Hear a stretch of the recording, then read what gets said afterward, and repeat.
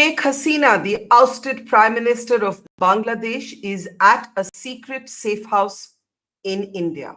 This much we now know officially.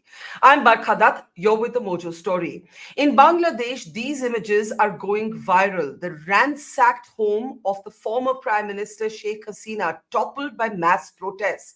But what has followed has also been a kind of anarchy. In particular, there is concern about the safety of religious minorities, Hindu communities, and temples that have come under attack. There is still chaos in the streets even as the army in Bangladesh takes charge. In Delhi, Foreign Minister Jaishankar spoke in parliament. He also led an all-party meeting with members of the opposition, Rahul Gandhi and other prominent leaders of the opposition that have all promised a bipartisan Indian response to what is unfolding in Bangladesh. From Foreign Minister Jaishankar, we know only this much, that at very short notice, quote unquote, came a request for help from Sheikh Hasina. She will be staying in India for what's being called a short stay. In the meantime, questions are being raised even as National Security Advisor Ajit Doval met with Sheikh Hasina as to whether there might be a Pakistan and China link to what is happening in Bangladesh, where even the founding fathers' statues, that of Mujibur Rahman, have been brought down and Hasina's own house has been ransacked. If she was seeking asylum in the United Kingdom, well, the United Kingdom doesn't seem enthusiastic or driven by any urgency to grant her that asylum. Hasina continues to be, as I said, at a secret safe house in the national capital. Not much more is known about her whereabouts. In the meantime, the new BSF chief is examining the situation at the border amid concerns of a refugee inflow into India and serious concerns that whatever shape and form the new regime takes in Bangladesh, it might be much more aligned to Pakistan and China than to New Delhi. There's a lot to talk about. Let's introduce our panel of experts on the program today.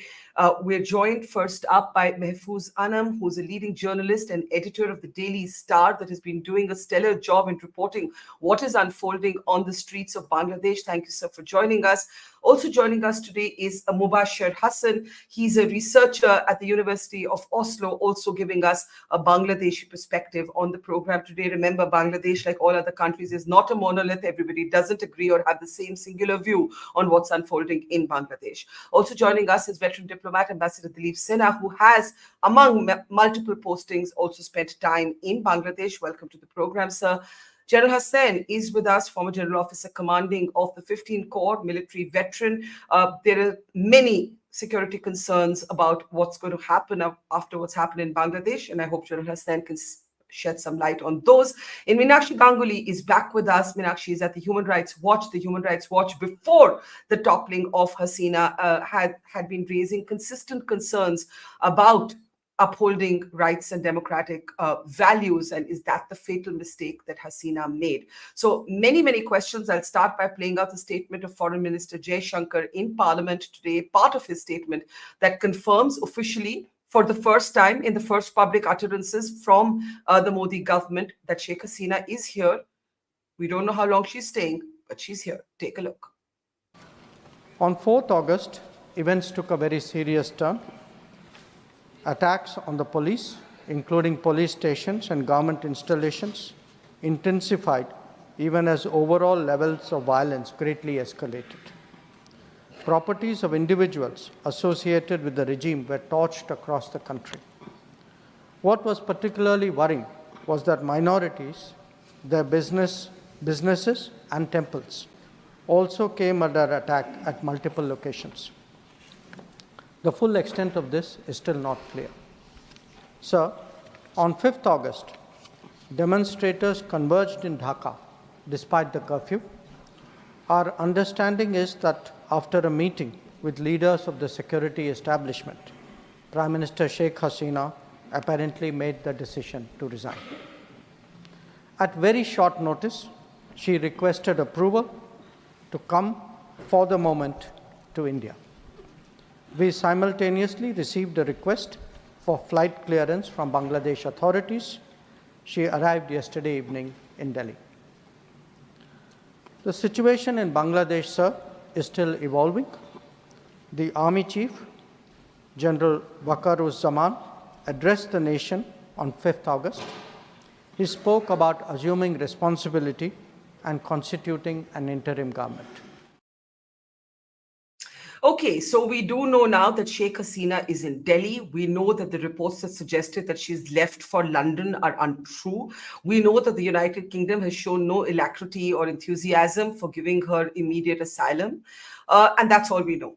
And for the rest, I'm going to depend on the wisdom of our panel of experts today. Mahfuz, if I may start with you, because you're on the ground in Bangladesh. Your newspaper is reporting on what's happening. You heard the Indian Foreign Minister speak about minorities and the safety of minorities. We've, of course, all seen the images of the residence of the ousted prime minister being ransacked, somebody walking out wearing her sari, somebody walking out carrying a fish. But the most disturbing images have been those of the statues of Mujibur Rahman being brought down. The founding father, not just the father of Sheikh Hasina, but the founding father of Bangladesh itself. Let me start by asking you, what is the situation on the ground? Is the army in control? And if you could unmute yourself, sir, please, at your end before you respond. Yeah, thank you, Barkha. Basically, at this very moment, the situation is quite fluid. We really, in a way, you can say that right now we seem to uh, lack a governmental presence. We don't know where to go if something happens. So there is a bit of a uncertainty right now. There has been an army involvement, and there has been in talk of interim government. The president this morning has dissolved the last elected parliament, but there is an uncertainty in the air, which is quite concerning. Things are not clear, and we hope whatever happens, there has to be a very clear, defined authority to protect lives and properties of the citizens. So this is a bit, if you like, uncomfortable situation, quite uncomfortable situation. May I ask you if you believe that the army that is, at least in the interim, in charge, is in control of the street? Because there is some concern that they may not be fully in control, that the genie is out of the bottle. Some of the images we've seen, and I'm not saying these are representative of the entire agitation, but one particularly disturbing image, and we'll play that for you, was of a protester urinating on a statue of Mujibur Rahman. Like I said, the most disturbing images out of Bangladesh have been of the founding father, the statues of him being brought down at multiple places. And I'm sure you've seen this one of a protester urinating on the statue. Lumpenization of movements don't capture their full essence, but I'm just wondering how concerned you are. No, these are very disturbing signs. As a freedom fighter, as a personally a believer, and also a great admirer of Bangabandhu, I am disturbed, in fact hurt. However, I don't think this is a reflection of the people of Bangladesh at the moment. It is not a reflection even of the students who led the movement. It is actually an expression of a pent up resentment against a regime that gradually moved away from democratic norms and became very authoritarian. And one thing that I missed in Foreign Minister speech to the Jaishankar? Jaishankar's Yes. speech to the parliament is that he referred to violence and all that, but the killing of students, which really tipped the balance. I mean, the student movement all through was peaceful. There were some instances of traffic blockage and maybe some very sporadic violence, but it was overall peaceful. Imagine that at least 10 lakh students out in the street, but there is no vandalism, there is no attack. The tipping point was 15th of July. First, it started by the declaration of the General Secretary of Awami League saying that my student league is good enough to handle these people. And that began the attack by the student wing of Awami League, armed student wing of Awami League, attacking on the students. And this was followed by police firing. Now, if my dates are correct, so the first day the death was 6, and the prime Yes. minister came on the television and said she regretted it, and she is forming an inquiry committee, and she regrets the death. But second day there are 29 deaths. On the third day there are 66 deaths. Then Mhm. down to 29 and something. Within a matter of less than a week, we have about 225 people, students about 45. And in our countries, you have street vendors, you have hawkers all over the place. So when there is a Yes. indiscriminate shooting, there are, there are deaths all over. Now we have still not understood why this violent reaction, because students were not setting fire on anything. Of course, in a mass mentality, sometimes you Yes. have undesirable things, but the spirit of it was peaceful demonstration. It is the police firing. I would like to tell all those people here present that there is two segments to the story. One is the increasing repressive regime around against which people had their own resentment.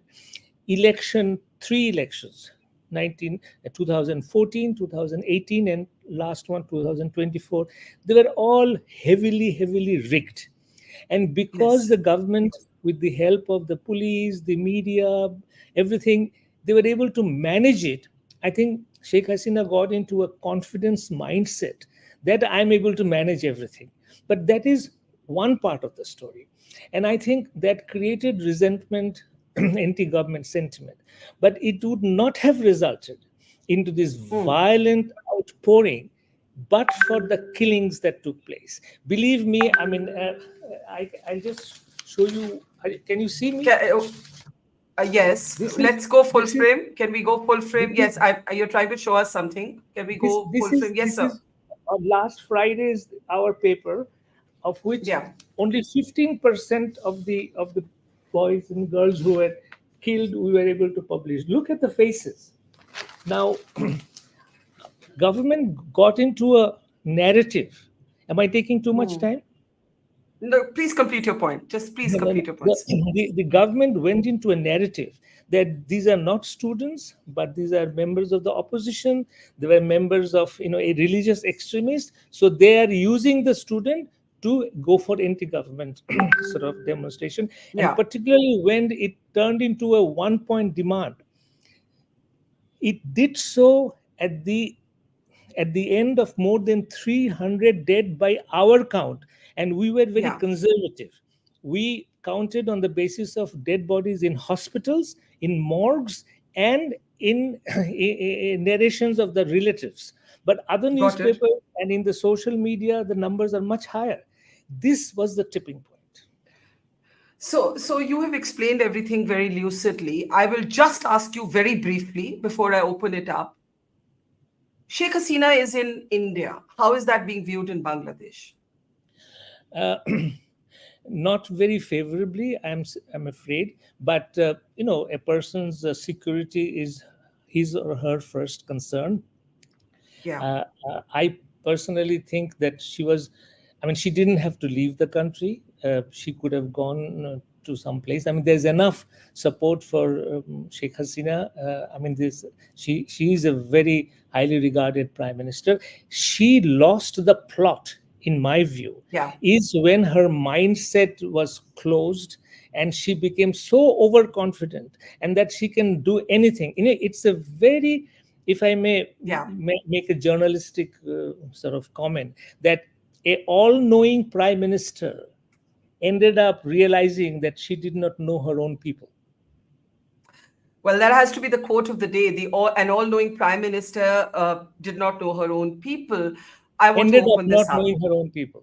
Ended up not knowing her own people, even though, ironically, on the quotas, which was the trigger point for the street protests, it was not her, but the courts that actually changed the law. But by the end of it, it wasn't about the quotas. It was about perceived authoritarianism, rigged elections, and then the violence that was inflicted on the protesters. Ambassador Sinha, that is the view from Mahfuz in Bangladesh. But for India, this is a matter of serious concern. I don't think, it's quite being viewed as having unfolded in a favorable way. There are those who question whether the protests were hijacked. Critics of the Hasina regime deny that. There is talk of whether Pakistan and China, have in some ways encouraged these protests. This isn't just coming from the BJP. Today, opposition members at the all-party meeting have raised similar questions. Your perspective? Well, when a thing like this happens, all kinds of conspiracy theories start. And it is but natural for people to suspect that China and Pakistan are behind this agitation. Now, two or three things are very important here. One is that Sheikh Hasina had a rather bad visit to China just before this agitation started. She came back and the agitation started soon thereafter. The Jamaat, which is one of these forces involved in the protests, is very close to Pakistan. So this feeling that Pakistan and China are behind this agitation has a certain degree of validity in the minds of people who suspect that. I've seen some reports talking about the CIA being behind it, because there have been reports earlier that the UK and the US were unhappy with Sheikh Hasina over the elections and the neutrality of the elections that were held earlier this year. So there are all kinds of conspiracy theories. Now, I don't think one can accuse China and the US of colluding in the agitation. So obviously only one of the two theories can be correct, if at all. But I agree with Mahfuz Anam that the fact that the last elections were very highly controversial had started this trend. The fact that these elections, Sheikh Hasina had stopped the practice of a caretaker government conducting the elections. And the elections held thereafter were naturally questioned. And the last elections, the turnout was extremely low, which would have led to the belief that the people were not happy. So this was coming. And I think there is a reservation issue. And I'm certain that the visit to China, that did not go well. And also the fact that over the last couple of years, Bangladesh's economy has not been doing too well, because the global economy itself has been affected. So all these factors put together, I think, gave strength to the agitation that started. And then, of course, the immediate trigger being what Mahfuz said about the firings and the killings, which led to the situation getting out of control.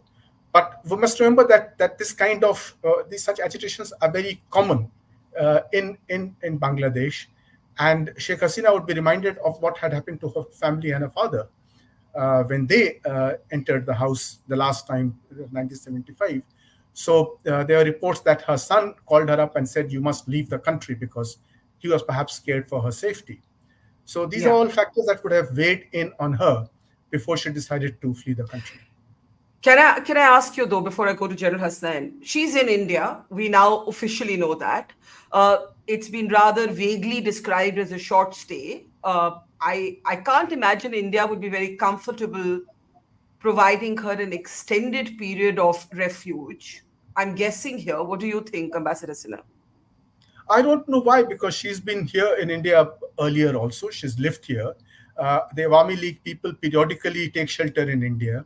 So it's not as if the fact that people from Bangladesh take shelter in India is unknown. It's happened in the past. So I don't see any difficulty in India giving her asylum. But of course, if she wants to migrate to the UK itself has its own set of problems. And I don't think the environment in Europe right now is very, very Yes, that's true. But it's interesting. Sorry, I'm sorry, but you're saying that if she so desires, India should not hesitate to give Hasina asylum in India? I agree with that. Yes, I don't think we should hesitate, because I think we should maintain our attitude of being open to anybody who's politically being persecuted or feels unsafe in a country, in a neighboring country, taking shelter here. We have always held that tradition, and we should maintain that. So if, this is a very important point that Ambassador Sinha has just made, that India should give asylum if Hasina should seek it. Mahfuz, in just one sentence, because I need to go to General Hasnain and to Mubashar and to Meenakshi, if that were to happen, and I'm not saying it would, because you said that there's no favorable response to even her being here for a short stay, how would it be viewed? No, I mean, it would be viewed negatively, that it would be viewed as the country that propped her regime. It will just fall into the narrative, which Right. I personally don't subscribe to. But India had a very good reason to be very close to Hasina, because it responded to the security questions and all that. But yes, it will be viewed negatively. But may I just ask, just say one question? That obviously, Yes. as a country, you have every right to look at the geopolitics. You have to right to look at this and that. But to so quickly, when the situation is evolving so quickly, to be talking about Pakistan and China and everybody, I mean, the implicit meaning here is that we Bangladeshis can't do anything for ourselves. It has to be either Pakistan or China or Hmm. India or America. I mean, listen, we are a very vibrant population. I mean, it's 180. I mean, huge population here. And I should clarify that there's no disrespect meant to the people of Bangladesh. It is just in the talking points of no, but parliament, of the political why do you, conversation here. Barkha, please, why do you just bring this as a talking point so soon? I I mean, they give Okay. some indication. And another thing, please, my request is to my Indian friends that look at Bangladesh from the prism of democracy. Don't look at it from the prism of religion. Okay.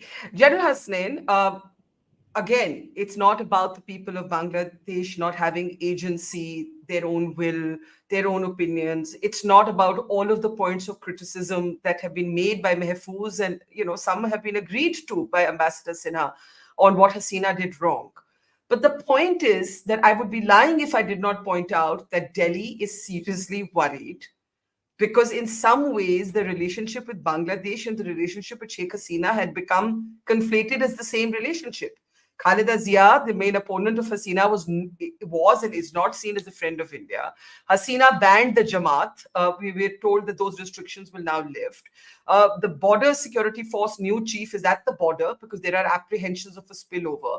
And whether or not there is a Pakistan or China link to the protest, and I take Mahfuz Anam's point and with absolute humility, the new regime, whatever it looks like in Bangladesh, Delhi is worried that it will be closer to Pakistan and China than to Delhi. I'm just stating a fact. How do you see it?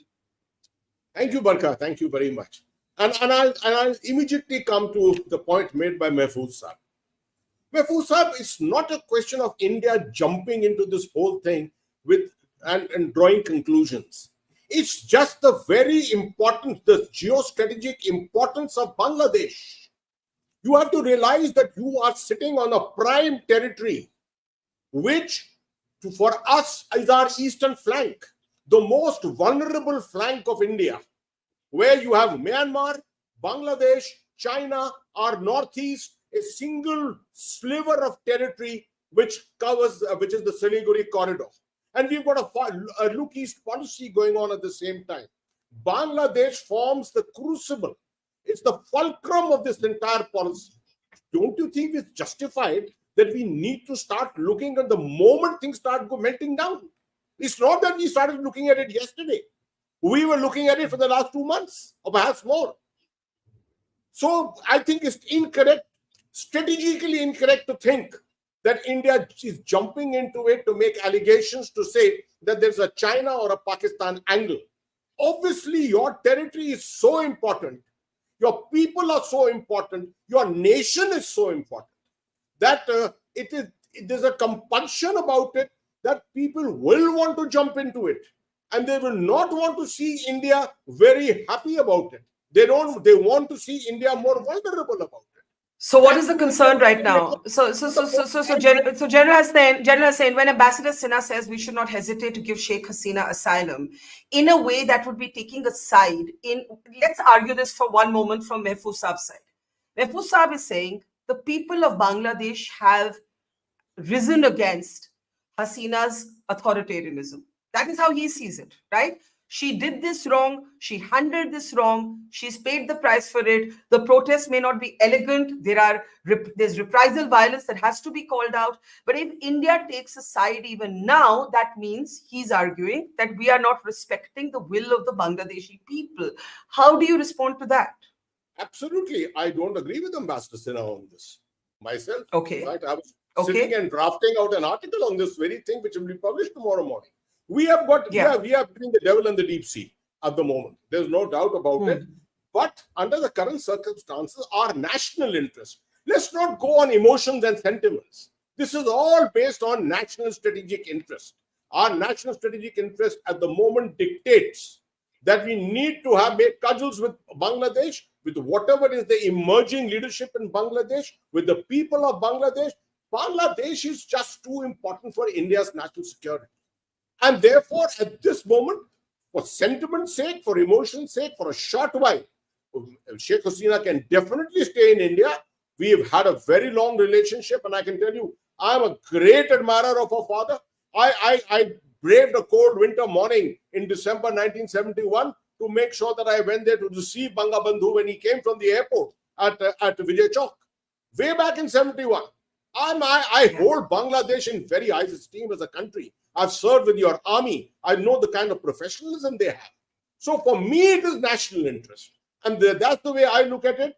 And I say, no, we must definitely show our emotional and sentimental side of it too by opening up our doors for some time. But ultimately, Sheikh Hasina has to live somewhere else. Okay, two very differing views. Ambassador Sinha, don't hesitate to give her an Indian place of refuge. General Hasnain saying, for now it's okay, but not in an indefinite way. Mahfuz, please let me bring in Meenakshi and Mubashar, and so that they have a chance. Meenakshi, long before Hasina was toppled, at the Human Rights Watch, you were raising these concerns. In elections that were previously rigged, you have raised those concerns. Mahfuz, Anam, I think, has laid out for us how this could have gone differently had she handled it differently. But now here we are. And now there are civil rights concerns about what's happening in Bangladesh today as well. There are religious minorities that are vulnerable. There is violence on the streets. Mahfuz's own newspaper has reported Hindu houses, businesses that have been attacked in 27 districts. How do you look at what is unfolding now that Hasina is gone? Thank you, Barkha. First of all, I think we have to acknowledge that the previous 3 elections were so terrible that there was no opposition in the Bangladeshi parliament. It was only Awami League. That does not say that it is a democratic government. Just that test, it doesn't pass that test. I think the previous one was 96%. I don't know, Mahfuz, by how much it is after the 2024 elections, probably around the same. So it was really an unrepresentative government, parliament, and that creates problems in governance, because then people do not feel like they have any kind of representation politically. And that led to a lot of the public rage that we are witnessing, including after she left. The triumphalism and the vandalism that we are witnessing now is terrible. It is encouraging that the opposition leaders, the student leaders have all spoken out to discourage this kind of violence. I was also encouraged to see that in some places, people stood guard in front of temples to try and protect them. These are good indications. Yeah. We know that in a way, when there is a mob out there, and India has its own experiences of mobs, it's very hard to contain them at that particular point. And they were engaged in trying to show their rage against Sheikh Hasina, and her government. So they were trying to find anyone that they could support. But it's really tragic because policemen have died, businesses have been attacked, and so on. So I wanted to say that in terms of what happens next, I think we have to be, and this is where I suppose we would expect India to take a much stronger role. The fact is that many in Bangladesh believe that Sheikh Hasina was able to go this authoritarian route to adopt these repressive policies, including to shut down critics of any critic. And literally, you could not have you could be arrested for a Facebook like. That is why there was a mirroring of the Maldives situation in Bangladesh after these elections. There was campaigns about India out, And these are things that the Indian government needs to be concerned about. The Indian authorities should be speaking for Bangladeshi rights, for Bangladeshi human rights. One of the things that has happened soon after, yesterday, was the two people who had been disappeared since 2016 have already been released. This is also encouraging. We would like to see more people released. We are glad to see that politically motivated charges are being dropped. In terms of what happens next, I think India's role in the way in setting out expectations that the next government, and I hope it happens soon and it does not become another only military-led situation, but one that leads up to a democratic government, is one that believes in human rights, because institutions are definitely corroded. People do not have faith in rule of law, and that is often what triggers mob violence. So we would like to see India playing a much more significant and one that I'm very encouraged, Ambassador Sinha, that you have said that people that need protection should be protected by the Indian authorities. We have been saying this for a long time, not just about Sheikh Hasina, but many others who often look to India to sustain that embrace of people who are at risk and want to come to India. So I think what I'm hearing Meenakshi say is that this is, India has to be more proactive about rights for all, not just security of Sheikh Hasina. Mubashar, as a young Bangladeshi researcher who's not in your own country right now, you're outside, you're looking at this from the outside looking in. What are your hopes today? What do you want people to understand that you think people don't get?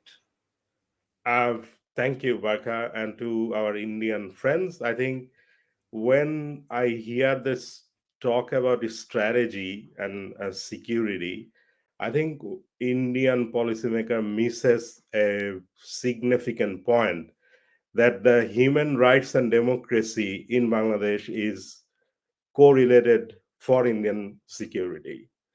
And the reason that Indian policymakers seem to be disconnected with this young population.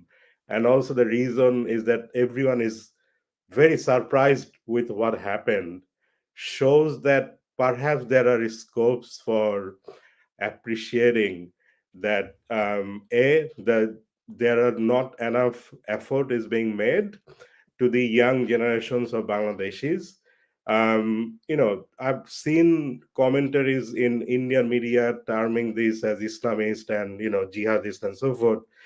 But for me, one of the most encouraging aspect of this protest has been widespread participation of young females. I mean, they were singing, they were giving slogans, and there were hip hop artists. There were rock and roll stars who took the streets. There were writers and there were songwriters. So it seems to me there's a huge sort of undermining of the democratic spirit that kind of pushed this protest movement, which eventually started as a force for accountability, seeking accountability. And Hasina, as Mahfuz and Anam mentioned, moved to a particular point where a particular point that she became the state, and this young generation of people challenged that. And everyone is thank you. Thanks, Mubashar, for that. Ambassador Sinha, before I come to Mahfuz and General Hasnain, maybe many things can be simultaneously true. I think we have to start acknowledging that, right? So it can be that there is great youthful energy, men and women out there on the streets, that some of their art you're seeing on the streets. It can also be that some of these protests get lumpenized.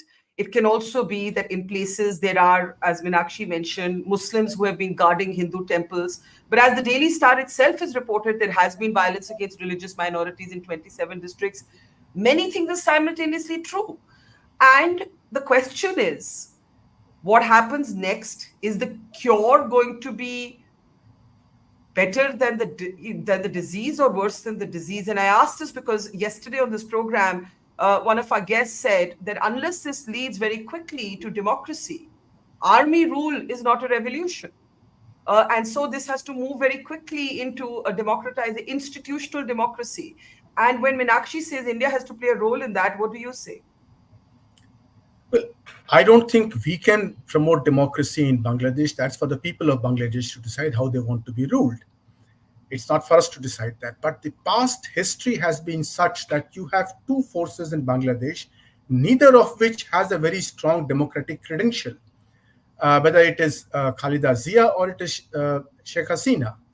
The only difference between the two has been that while Sheikh Hasina, especially in the last term that she had, she went out of her way to improve relations with India, and that led to a huge development of Bangladesh.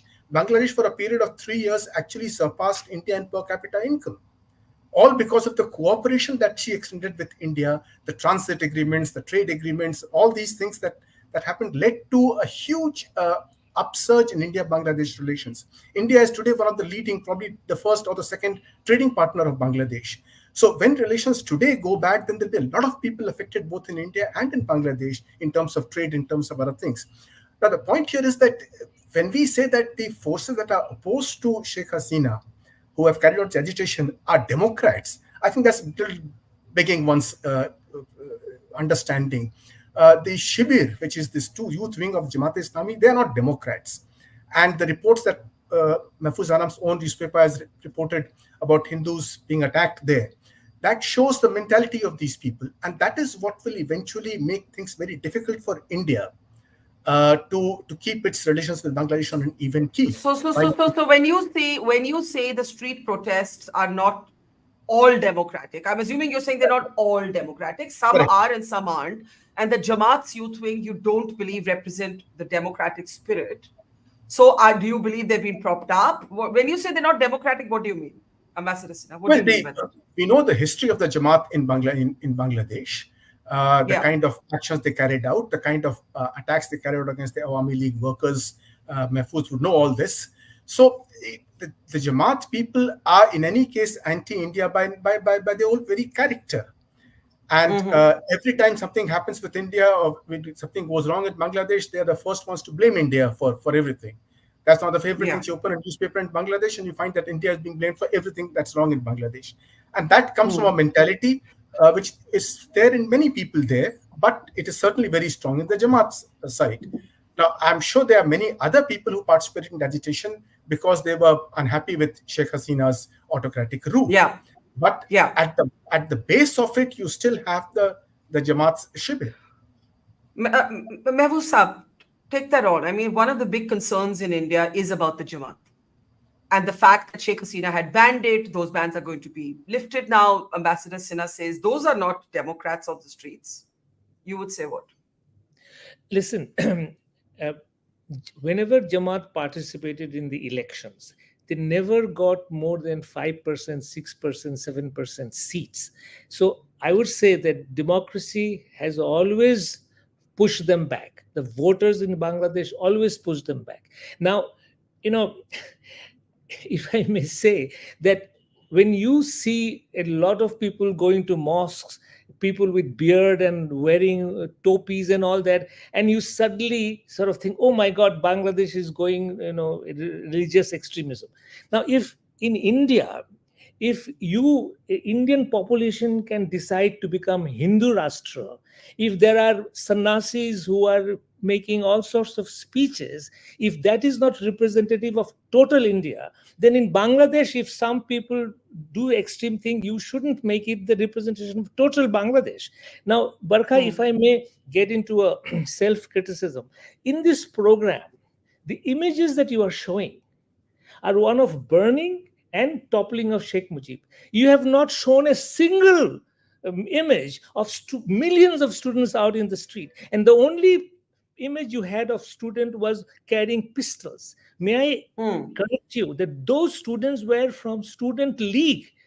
I'm sorry to say, I've covered it. I'm a journalist first. So Barkha, please go into an introspection that you are in this program promoting a side view which is going to make Indians more fearful, more fearful.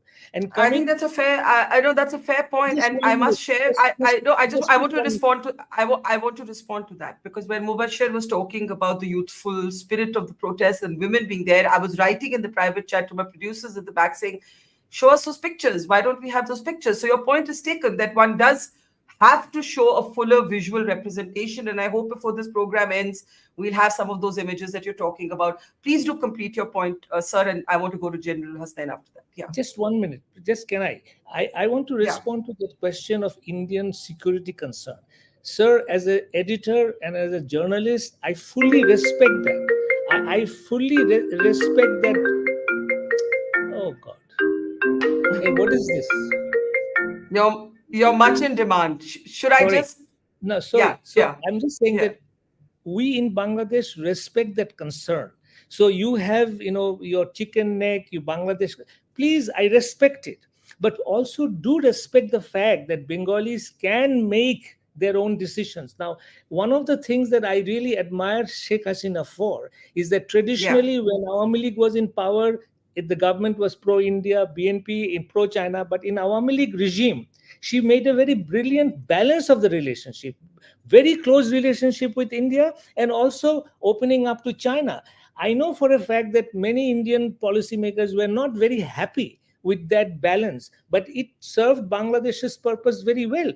The development we made is definitely, as it was mentioned, because of our close collaboration with India, but it was also because of the investment China made in Bangladesh.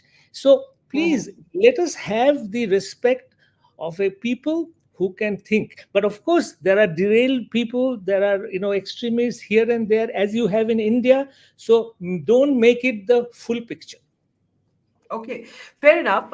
General Hasnain, I think the suggestion is that Indians are looking at this, including myself unintentionally, through a kind of stereotypical lens, that we understand visual cues in only one way, that we are now feeling that, oh my God, the Jamaat is back in a big way in Bangladesh. Mahfuz Saab says that this is a caricature. There is a certain small percentage of Bangladeshis who are like this, that we are overreacting, over panicking. What do you say? Firstly, let me say that, Mahfuz Saab, I greatly respect your nation. I have visited your country. I have served with your army. I have great respect for your people. Transparent, well-read, mature people, a mature nation as such, right? The way you defeated the ISIS attempts to get into Bangladesh, no other country could do it, the way you have done it. And similarly, there are many other examples. But the very example which Mahfuz Saab has given, that the Jamaat does not get 5% in the elections, they don't even get a 5% support from the electorate. The same analogy can be applied to Pakistan. In Pakistan, whenever the elections have happened, the radicals have come out with 1% and 2%. Yet, we have suffered 35 years in Jammu and Kashmir from the radical onslaught which has taken place from Pakistan. We should be concerned. And as a Muslim, I'm telling you that, sir. We should be concerned. You see, sir, your mindset, you're a very respected editor, a respected media person. One would expect that you would have a completely different way of looking at things. I'm looking at it from a strategic analyst's point of view. I'm looking at it from a security person's point of view. For me, my country is very important. My strategic interests are very important. And I'm not trying to over-analyze this whole thing. But I do think that the moment on the flank, and let me tell you, Bangladesh, as far as we are concerned, is the most important neighbor. In our neighborhood first policy, which is a part of our foreign policy, an important part of our foreign policy, Bangladesh stands number one. On the eastern flank, Bangladesh, the number one important country, something happens there, shouldn't we be concerned? And especially when elements of this kind are happening there, you had a history of it. You had a history of this kind of a thing. So we should be entirely concerned about it, and that is about all that we are expressing, that we wish to be concerned, although we would love to be in support of the new government, to work in conjunction with the army, with your media and everyone. But I'm sorry to say, my strategic interests still remain a priority for me. Okay, and your strategic concerns are telling you what? Briefly, we have 3 to 4 minutes left, so I have to start taking last comments. My strategic Yeah. concerns at the moment, it's too early to move on anything. Keep reading the situation as it is. This is typically a military terminology called reading the battle. You read the battle. You see, get indicators from it. Don't close your minds to anything. There are all kinds of situations emerging. I don't think the situation is very different to what it was yesterday, or today is almost the same day. I'm sure in a matter of the next 8 to 10, 24 hours, the Bangladesh army will get complete control, although I expected that if the Bangladesh army was taking over the situation, by now in the last few days, they should have actually been protecting the institutions. There's no reason why the Parliament House should be vandalized. There's no reason why an institution such as the Prime Minister's house should be vandalized. A professional organization in a situation such as this should be protecting your national institutions.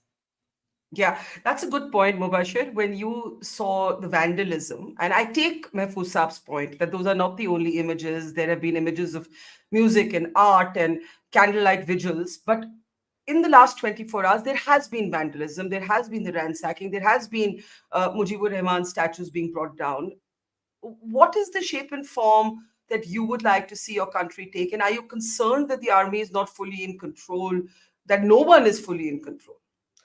I mean, there needs to be restoration of law and order situation as soon as possible. Whoever takes control, that's number one. And secondly, there needs to be a free and fair election for democratic transition. Quickly, the people who participated in the protests are really young, and their democratic consciousness seems to be quite high. They are Facebook generation, they're TikTok generation, they get knowledges from everywhere. So that needs to be addressed.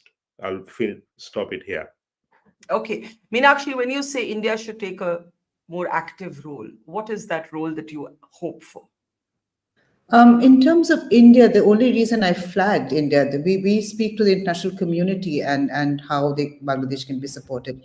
I've particularly flagged India because of the India Out campaign that started up. And this was post the January 2024 elections, when once again, Sheikh Hasina prevailed upon the opposition and prevented a free and fair election. The broader situation is this. I am so glad to see Mahfuz Anam speaking on this show, because until last month, I would have been worried about his security. This is what was happening. People were not being able to speak freely. They were not being there. The level of repression was enormous, even for prominent newspaper editors. Forget people like Mubashar, who were really under threat. So what I would like to see is a Bangladesh that respects human rights, that upholds freedom of speech. It is what we want to see in every other country that we work on. And I do think it is unfair to club people that protested for their rights with extremist groups, because there are always opportunists in any kind of mob situation. We know this well in all the various countries that we work on. And therefore, at this point of time, Bangladesh is celebrating, perhaps hoping for the right to choose their own leaders. And once those leaders are chosen, we hold them to account and make sure that they are also rights respecting. And in that, it would be brilliant if India, and India has a very important role in Bangladesh, which is why I keep saying that India should be supporting human rights in Bangladesh, should be supporting Bangladeshis and not always being focused on the governments, because eventually that is how security that General Hasnain is talking about is guaranteed. It's guaranteed by people who have people-to-people ties as opposed to state policies, because people that have rights do not engage in violence. Thank you. Okay, I have to close. Ambassador Sinha, if you'd just like to jump in with a concluding thought. Can't hear you, sir. Please unmute. Yeah, go ahead, Ambassador Sinha. Yeah. We would love to see Bangladesh handle its own affairs itself, peacefully, democratically, with respect for human rights. But unfortunately, the situation is that the polarization in the country is so strong that when Khalida Zia was in power, Sheikh Hasina was abroad or in difficulty. Now, when she was in power, when Sheikh Hasina was in power, Khalida Zia was behind bars. Today, in this agitation, we are stuck with a person who is a former prime minister who has come to our country. Now we have to take a decision, and obviously it's going to be a difficult decision. I have recommended one particular line. General Hassan has another particular line. Both have their concerns. So all these are things that make the internal affairs of Bangladesh a major concern for us, as well as the security concerns that we have. So we have to take a lot of interest in the matter. And obviously in that, many decisions we'll take may not be to the liking of some people in Bangladesh. Well, that's it. But we have to look at our security and our long-term interests. Well, Mahfuz Saab, I did want to end with showing some other images of the protests that we have seen unfold in Bangladesh. One can never capture everything in 60 minutes, but we do try. So thank you for pointing out. I try very hard to not visually stereotype, but the best of us, it's such a complex situation. Like I said in the beginning, many things are simultaneously true. So there is violence on the streets, there is vandalism, but there are also candlelight vigils and music and art. And it is our job to try and tell that story as completely as possible. Thank you to Mahfuz, Anam, to Mubashar, to General Hasnain, Ambassador Sinha. Oh, sorry, General Hasnain, you have your hand up. Go ahead, sir. Okay, 5 seconds, 10 seconds. Please. On this show, both Mr. Mahfuz, Anam, and Mubashar Hassan Saab, I want to compliment them for their presence here. It's not an easy thing to be speaking out in a situation such as this. And I can tell you, there will be not many people around the world who will have the courage to do this. I wish to once again place on record my compliments to you, sir. Thank you. Thank you. I think Mahfuz Saab is trying to say something now. Mahfuz Saab? My last appeal to you, all my Indian friends, that be very conscious about your security, your interest, but do try to understand us. Okay. I think that is a good note to end on. And I was saying thank you to all of you. Thanks, Meenakshi. I didn't get to say thank you to you in the end. Thank you very much for a very educative conversation. I certainly learned a lot. And thank you to our audience. See you soon. Thank you for inviting us. Thank you. It's great to see you here. Thank you for watching our work. If you haven't subscribed yet, don't forget to click the bell icon and subscribe to Mojo Story and support independent, robust journalism.